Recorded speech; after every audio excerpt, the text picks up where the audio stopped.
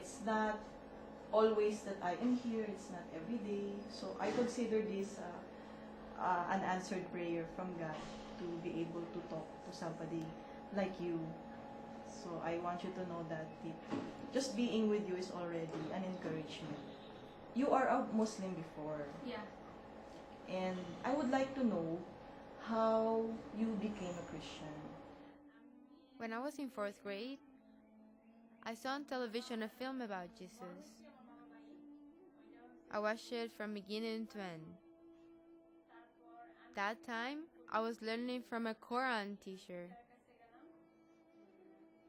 I asked her why Jesus was crucified and if he really could forgive sins at all. She told me, if you ask me these things again, I will punish you. Then I asked an imam about the same things, but he said that the Bible has been corrupted and the Quran was the right one and should be followed. He warned me, if you follow the Bible, you will not go to heaven, and you will not be a Muslim.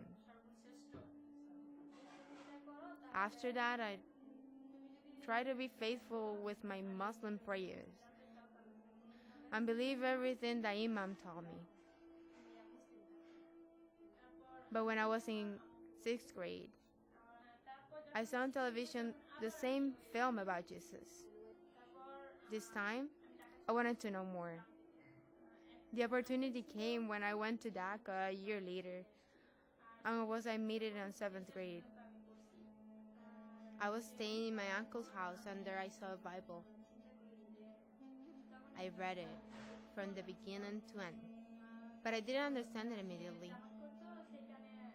So I looked for ways to know the Bible more. That time I met a lady from another city and she took me to prayer meetings. Met another believer there, a guy named Ashraf. He told me to attend the women's gathering. He said, you can ask them anything you want to know. I had many questions to the women, but the most important for me then was, how can Jesus forgive me? One of the ladies gave me a verse from the Bible. She said that those who were weary and tired could come to Jesus Christ, and he will give them rest. She gave me a copy of the Kitab al-Muqaddas. I read it for 1 year. I was in 8th grade when I decided to be baptized. I always attended the church every Sunday. 2 years later, when I was in 10th grade, I got married to Rashid, an evangelist. But now he's working as a technician in an electronics shop.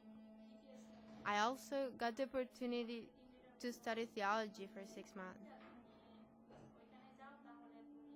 That course helped me a lot to know more about Jesus, that he loves me and has forgiven me. I thought, now that I know about Jesus, how can I talk about him to other people? I sought the help of the leader in my church. Besides helping my husband in his work, I was helping the women and children of the Bihari people. A year later, I moved with my husband to Dhaka and started the literacy class.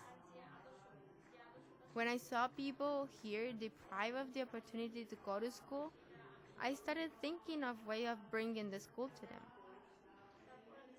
I started talking to the people in the village. I asked the adults if they were willing to attend classes on reading and writing.